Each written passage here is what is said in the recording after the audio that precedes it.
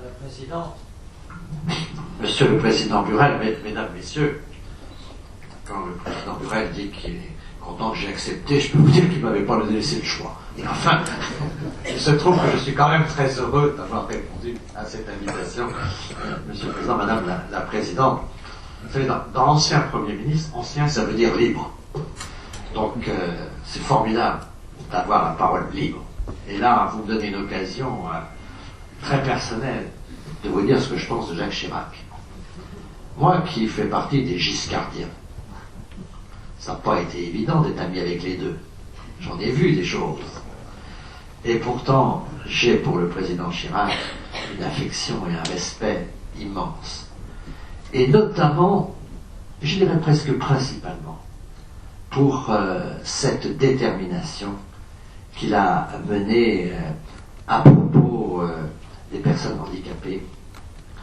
Et souvent cette injustice qu'on lui a souvent reproché, ou en tout cas dont on l'a accusé, qui est d'avoir été plus ou moins opportuniste. Quand on regarde bien son parcours, regardez bien combien, à chaque étape où il a atteint le sommet de la France, que ce soit comme Premier ministre à 2 reprises, ou comme président, à chaque fois, il a mené une action très décisive. Et quand vous regardez votre calendrier, 75, 86, 87, 2005, vous voyez quand même qu'il y a dans ces dates-là quelque chose de commun, quelqu'un de commun, qui est le président Chirac. Et ce qui est admirable, je le dis avec la plus grande des sincérités, c'est que sa détermination n'avait d'égal que sa discrétion. C'est-à-dire qu'on voit souvent des gens qui donnent beaucoup et qui, donnant, le font savoir hautement. Lui, il avait, sur ces sujets, cette capacité à mobiliser tout le monde, mais à jamais se mettre en avant. Et à jamais à faire de la cause une sorte d'objet politique qui aurait eu des adversaires avant même qu'elle ait pu avoir des résultats. C'est-à-dire la cause devait rassembler, et pour qu'elle rassemble, il fallait que le politique soit à la fois déterminé et discret. Ce qui est très très rare dans la vie publique. Alors je vous dis cela parce que j'ai vécu ces périodes, et notamment 2005 et tout ce qui a précédé la préparation de ce texte, avec lui, auprès de lui. Je pense que, d'abord, c'est important de bien voir, puisqu'on a des débats aujourd'hui, on a même un grand débat qui pose souvent les questions de notre démocratie. Le président Chirac, il avait une vision de la Ve République qui était un peu celle du fondateur, c'est-à-dire où il y avait une vraie conscience du domaine réservé. C'est-à-dire que le président ne faisait pas tout. Il envoyait des responsabilités sur son Premier ministre. Il était naturellement le chef des armées. Il était naturellement le patron de la politique étrangère. Il était le patron global, évidemment. Mais sur un certain nombre de sujets, il déléguait pas mal. Il m'avait même dit une fois, jusqu'à 2 millions de personnes dans la rue, c'est ton problème. Quand ils sont plus de 2 millions, je m'en occuperai. C'était une boutade. Mais c'était un peu révélateur.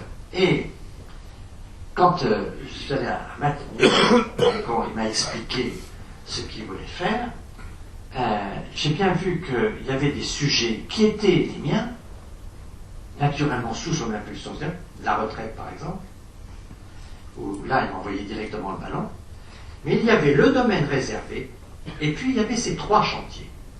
Il avait sélectionné 3 chantiers. Le handicap, la sécurité, le cancer.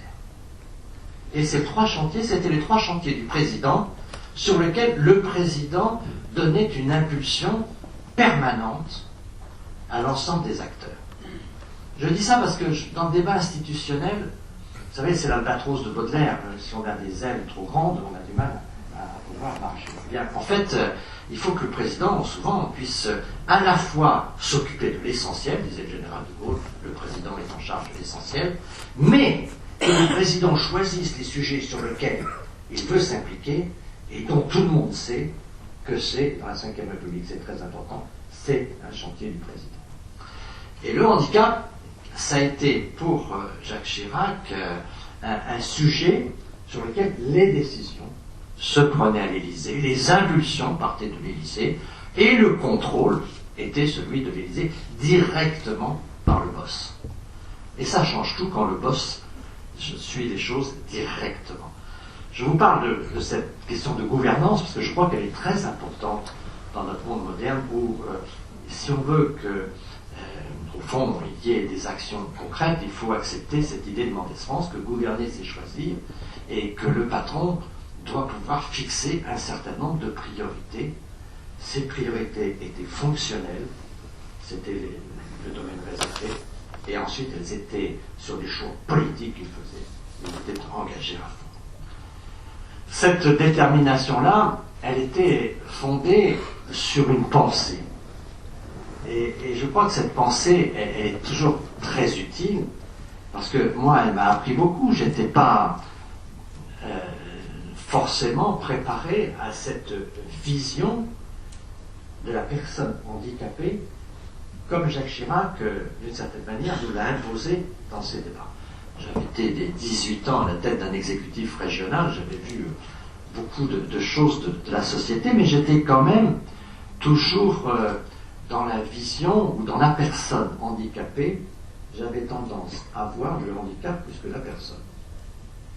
Et avec Jacques Chirac, ça a été une vision qui était un peu différente et qui, je crois même, a été fondamentalement différente pour nous faire agir et mobiliser tout le monde. D'abord, le handicap ne se définit pas dans sa pensée comme le problème d'une personne, mais comme le problème de la société qui met des obstacles à des personnes. C'est-à-dire que, en soi, c'est une affaire de tous. Et le fait d'assumer le dispositif et définir la problématique en fonction de la responsabilité que a la société quand elle crée des obstacles, fait en sorte que, à un moment ou à un autre, et on va voir que c'est un des problèmes majeurs aujourd'hui pour continuer à penser sur ces sujets, c'est qu'on puisse collectivement prendre le sujet. Ce n'est pas un sujet de fraction, c'est un sujet de globalité. Et c'est un problème qui concerne tous, parce que la définition même, et c'était ces grandes avancées sur la définition du handicap, au fond, on cherche naturellement à voir la différence des natures, mais on cherche à voir aussi la destination, c'est-à-dire la place que la société, et la société qui crée elle-même, par ses propres développements, un certain nombre d'obstacles. Et c'est là où finalement, on se rend compte que ce qu'on fait dans une commune quand il s'agit de refaire tous les trottoirs, on peut considérer que c'est une dépense, on considère que c'est une dépense, mais on peut aussi considérer que c'est la vision d'une société qui assume le fait qu'elle elle ne construit pas des obstacles, mais qu'au contraire, elle construit des passages. Et au fond, cette vision-là, je dirais, pas forcément du chemin, mais de la destination, est une vision très importante que Jacques Chirac a défendue. Et donc, cette idée, pour lui, que le handicap fait partie de la vie, c'est un des risques de la vie, c'est un peu sa pensée aussi, un peu qui était un peu asiatique. Je me suis beaucoup intéressé à ces questions asiatiques avec lui, du fond du yin et du yang, c'est-à-dire que dans une vérité, il y a deux parties. Et que dans la vie, il y a le risque de la vie. Ça fait partie de la vie. C'est pas extérieur à la vie. C'est pas un raté de la vie. C'est pas une marginalité de la vie. C'est la vie qui a son propre risque et qui englobe.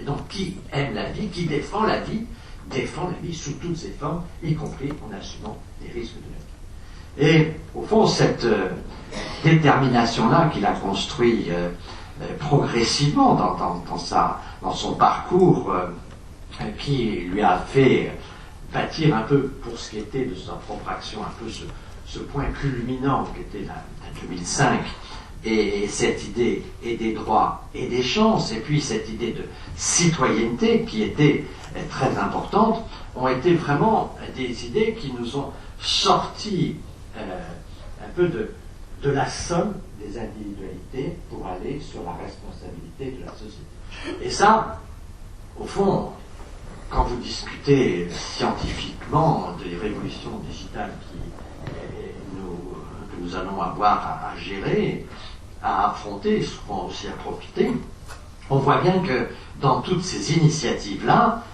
il y a des nouvelles barrières qui vont s'installer, et que ces nouvelles barrières, il nous faut pouvoir essayer de les anticiper et essayer de construire les passages de l'avenir.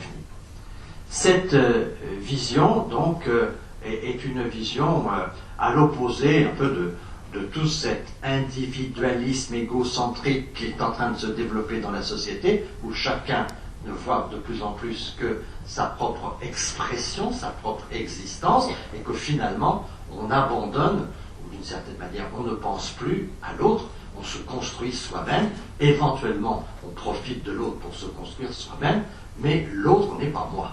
L'autre n'est pas partie de moi, l'autre n'est pas la vie, comme moi je suis la vie, et de ce point de vue-là, naturellement, les systèmes de pensée qui en découlent, et les systèmes d'organisation politique, sont fondamentalement différents. J'insiste sur ce point parce qu'on ne présente pas toujours Jacques Chirac comme un penseur, parce que c'était un homme d'action qui a conquis le pouvoir par l'action, et quand on le montre en Corrèze, on montre plutôt ses enjambées que ses attentions. Mais au fond, il avait quand même sur ces sujets-là une pensée fondamentalement innovante qui, par sa conviction personnelle et sa discrétion, les deux étant des moteurs de conviction, l'ont poussé à mener un certain nombre d'initiatives. Et donc, dans cette volonté continue qu'il a pu développer, il y a eu cette vision, je dirais, cette pensée de Chirac sur le handicap. Il a ensuite déclenché une initiative dont j'ai pu affronter les difficultés, mais c'est une des choses dont je suis le plus fier de ce que j'ai pu faire avec lui, qui a été quelque chose qui a été diabolique dans la société française, qui a été la journée de solidarité. Ça a commencé par le lundi de Pentecôte. Ça s'est terminé par la journée de solidarité. Donc ça a été quelque chose. Je me souviens des quelques tracas que j'ai pu affronter à ce moment-là. Quand je pense qu'au total, on a quand même levé 30 milliards, qui ne s'est pas levé par l'impôt, mais qui s'est vraiment levé par la solidarité, on se dit naturellement 2 milliards par an dans un budget, c'est pour ça. Quand on regarde sur 15 ans, on se dit ça fait plus de 30 milliards. Et c'est ça fait quand même que finalement, derrière une continuité de l'action, derrière une pensée, il y a eu aussi l'innovation budgétaire, si vous voulez. Ce qui, quand on regarde bien la vie politique française, est quand même très très rare de pouvoir conjuguer l'initiative avec la pensée et avec les moyens de l'action. Et cette journée de solidarité, qui donc a fait l'objet... Tout le monde était d'accord au départ. J'avais consulté, il y a eu des sondages formidables, tout le monde était d'accord. Quand on a discuté de ça au mois de septembre, même l'Église catholique disait le lundi de Pentecôte, ce n'est pas une fête religieuse. Et puis on a vu arriver qu'il y avait des corridas le lundi de Pentecôte. Et puis même l'Église catholique m'a trouvé qu'il y avait quand même des pèlerinages qui étaient importants. Il y avait des étudiants qui étaient à Chartres. Et petit à petit, finalement, on a rencontré que finalement, quand il fallait donner, c'était pas si facile que ça. Donc l'idée était belle, parce qu'on a envie des belles idées, mais c'est toujours la même chose. Il y a toujours plus de croyants que de pratiquants. Et donc, les choses n'ont pas été forcément très très simples. Mais au total, quand on voit comment on finance aujourd'hui les choses, c'est-à-dire soit par l'impôt, soit par le déficit, là on avait trouvé un système qui n'était pas d'impôt, plus de travail, et en tout cas un don. Et bon, alors c'est une affaire compliquée, mais je pense que moi, quand même, il y a derrière cela une grande idée que exister, c'est quand même donner. Et qu'au fond, on peut chercher des nouvelles formes de données qui peuvent être quelquefois assez différentes. Alors, sans doute qu'il faudra, je ne sais pas comment, mais avec tout ce qui nous attend du point de vue d'innovation, et en vous écoutant quelques instants, madame, je mesurais l'immensité de tout ce que je peux connaître, et en ajoutant tout ce qui peut se passer, on se dit que intellectuellement et politiquement, on n'est vraiment pas prêt à gérer tout ça. Et donc on a quand même, je vous félicite de travailler ensemble sur ces questions-là et de frotter vos cervelles, parce qu'on a vraiment besoin de penser pour... une chose est de constater, mais autre chose est d'évaluer, et d'évaluer, comme toujours, le bien et le mal. L'atout formidable, mais aussi les barrières de tout ça vont construire, et naturellement les moyens financiers qui vont arriver derrière vont construire des frontières partout. Et ça va quadriller le sujet. Pour le moment, c'est un beau sujet limpide qui fait comme un fleuve qui avance. On se dit l'innovation va tout emporter sur son passage. Et puis après, on va s'apercevoir que tout ça est quadrillé de filets avec des mailles et compliqué, et qu'il va falloir quand même trouver des passages dans ces innovations. Je pense que c'est très important de ce point de vue-là que la société civile et que des fondations puissent rassembler des acteurs civils, parce que au fond, la société civile vit les innovations avec une certaine anticipation par rapport aux politiques. Le politique ne voit vraiment l'innovation que quand elle est entrée dans le social, quand elle est dans l'action, mais les acteurs eux-mêmes l'envisagent bien avant. Donc il y a un décalage. La société civile, on n'a pas l'habitude en France de lui donner beaucoup de responsabilités, notamment dans la pensée. Je peux faire une petite parenthèse pour vous faire sourire, mais j'ai découvert vraiment la créativité de la société civile du temps où la région Poitou-Charentes était bien présidée. C'était, ça va faire sourire Laurent Burel, parce qu'on avait créé, figurez-vous, Monsieur le Président, 500 emplois à Rochefort, en Charente-Maritime. Une entreprise américaine avait traversé l'Atlantique pour venir créer 500 emplois. Et on a fait une inauguration formidable de ces villes. Le maire a pris la parole pour expliquer que grâce aux services municipaux, ça a été une formidable action qu'on a réussi à mettre l'eau, le gaz, l'électricité, que tout ça en rien de temps. Les Américains étaient baba. Sur ce, le président du département est arrivé pour expliquer que grâce à l'agence économique départementale, on avait réussi à mobiliser tous les intérêts des uns et des autres et apporter toutes les réponses rapidement avec le guichet unique du département. Ça a fonctionné.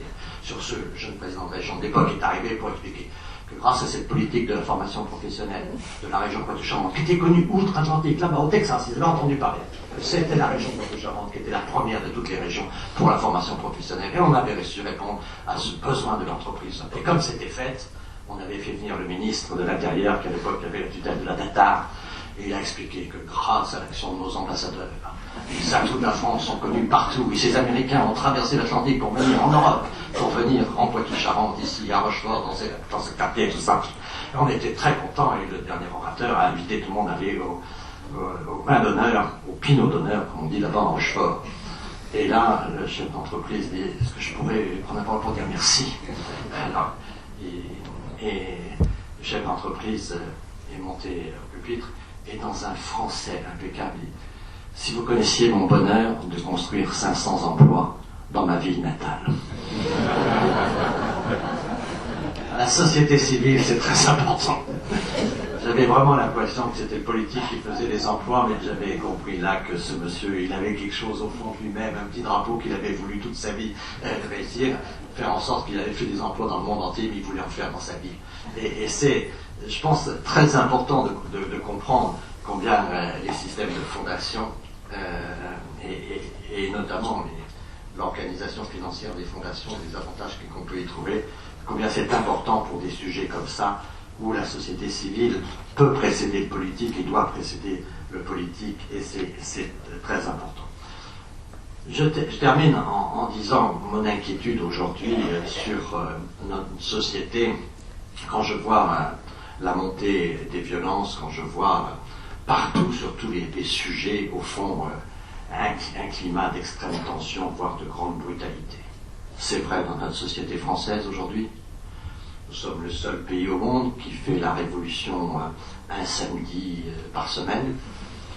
J'avais un ami chinois qui était avec moi la semaine dernière et que quelqu'un de ses amis était venu, mais qu'est-ce que tu fais à Paris? Il y a le feu à Paris. Et tout ça. À Paris, ça va très bien. Le vendredi, tu fais la Tour Eiffel. Le dimanche, tu peux aller au Galeries Lafayette. Mais naturellement, le samedi, tu restes à ton hôtel. Bon. Mais tout ça, j'en souris, mais on a cette montée de la violence quand on regarde les réseaux sociaux. je croyais vraiment que les réseaux sociaux, Internet, ça allait libérer les initiatives, que tout le monde allait s'exprimer, qu'on allait avoir des débats passionnants et tout ça. Quand je vois les insultes, quand je vois la brutalité, quand je vois l'anonymat, quand je vois tout ça monter, que je vois, et c'est, vous savez, la violence, quand elle monte, au fond, entre la violence et la guerre, c'est pas la même puissance, mais c'est la même nature. C'est la négation de l'autre. C'est la déconstruction de l'autre. Et quand vous regardez aujourd'hui cette brutalité qui est même dans le langage des chefs d'État maintenant, quand vous voyez le président américain, quand vous voyez un certain nombre de sujets, on voit monter tout ça. Au fond, on en arrive à ce que le forme d'égoïsme est en train de prendre le pouvoir sur tout ce qui est collectif, sur tout ce qui est à un moment notre bien commun, notre fierté commune. Quand Jacques Chirac disait qu'une commune qui avait fait des efforts, elle portait collectivement un message à tout le monde, qu'une nation était capable, ensemble, d'être fière d'elle-même, c'est-à-dire cette recherche d'une fierté qui n'est pas une forme d'égoïsme personnel, mais d'une fierté collective, d'être à la hauteur de ce que peut être notre mission, c'est vraiment un paradigme complètement différent. Et ce paradigme-là, il est en train d'être perdu parce que naturellement, on est possédé par, au fond, ce besoin individuel d'abord d'expression, puis au fond, à un moment ou à un autre, de vampirisation. Ce qui compte, c'est que mon espace individuel soit le plus puissant possible, le plus large possible, et qu'au fond, la construction de l'autre n'est vraiment pas mon sujet. Et quand vous regardez cette évolution-là, vous vous dites que la pensée de Jacques Chirac sur le handicap est quand même parfaitement menacée. Et il ne faudrait pas que les politiques ne puissent évoluer simplement dans une forme de pointillisme où on voudrait traiter que des aspects qui seraient très personnels et très individuels, parce que naturellement, si on est dans ces sujets-là, on est complètement dans l'éparpillement, dans la dispersion, il n'y a plus de volonté collective, il n'y a plus de route tracée, il n'y a plus de perspective, et il n'y a plus ce qui fait quand même la force quand même des grandes politiques, c'est-à-dire la gestion, la maîtrise du temps. Parce que malgré un Jacques Chirac, malgré un Jacques 75-2005, le temps est quand même très long. Et on se rend compte qu'il faut quand même beaucoup de temps pour avancer. Or, pour avoir cette capacité de gérer le temps, il faut forcément avoir des stratégies et forcément avoir des visions. Et pour ça, il faut avoir une ambition collective.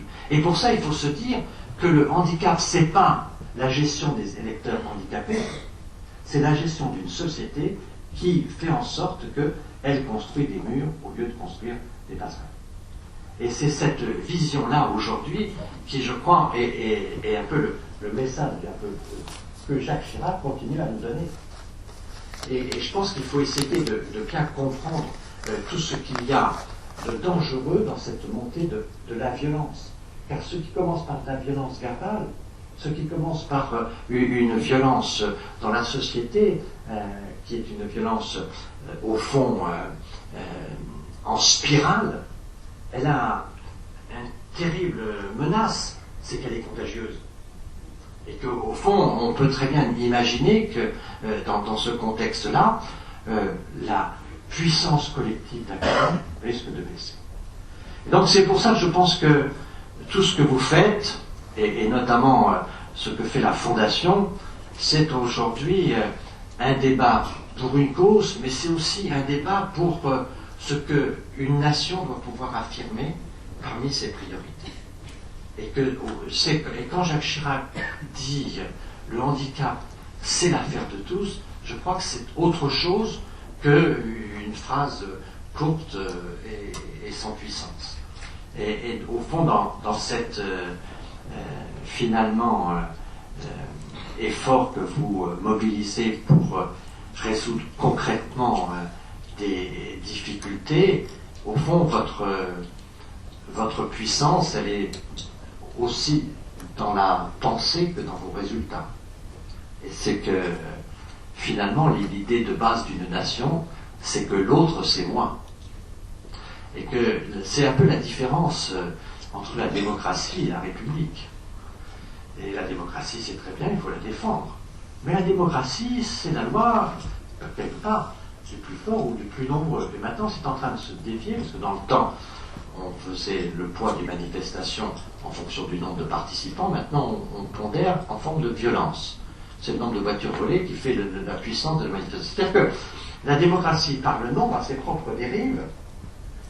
Et au fond, certes, il faut la démocratie, certes, il faut naturellement développer, mais sans l'idée que la République, ce n'est pas la loi de la majorité, la République. La République, c'est 1 égale 1. Et c'est que dans la République, nous sommes 1 égale 1. Ça ne veut pas dire égal en tout, mais c'est égal en dignité.